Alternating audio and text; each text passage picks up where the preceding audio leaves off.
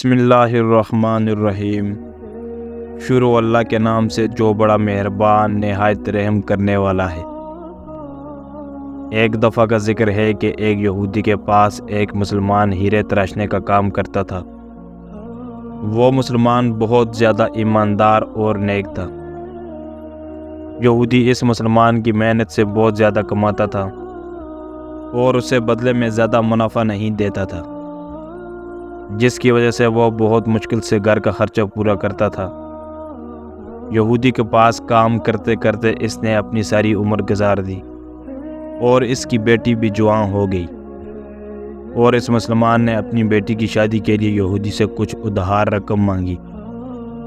اس یہودی نے اس مسلمان سنار کو رقم دینے سے انکار کر دیا۔ یوں سنار پریشانی سے گھر لوٹ آیا۔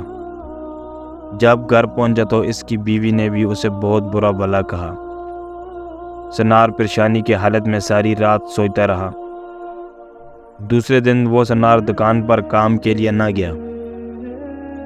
اگلے دن جب وہ دکان پر گیا تو اس کے ہاتھ میں ایک پوٹلی تھی۔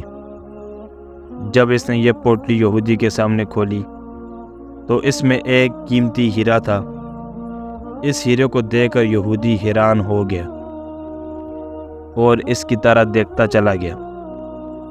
اتنے میں وہ مسلمان بولا، مالک، یہ ہمارا خاندانی ہیرا ہے، اسے بیچنے کی اجازت نہیں ہے۔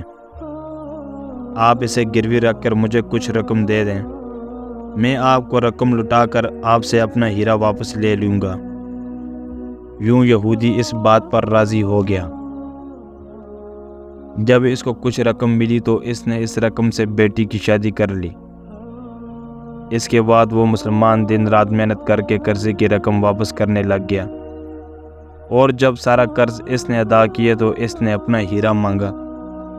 یہودی نے وہ ہیرا لا کر اس مسلمان کے سامنے رکھ لیا۔ مسلمان نے وہ ہیرا لے کر پانی میں رکھ لیا۔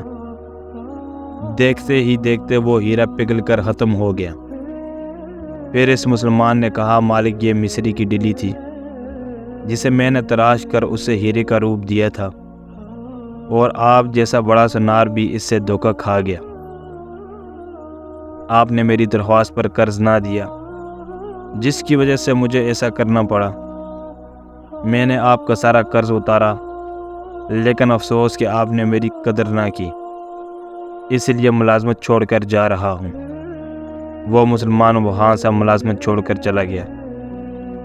اس لیے کہتے ہیں کہ ضرورت مندوں کی ضرورت پوری کرنا چاہیے، اس سے معاشرے سے برائیاں ختم ہو جاتی ہیں۔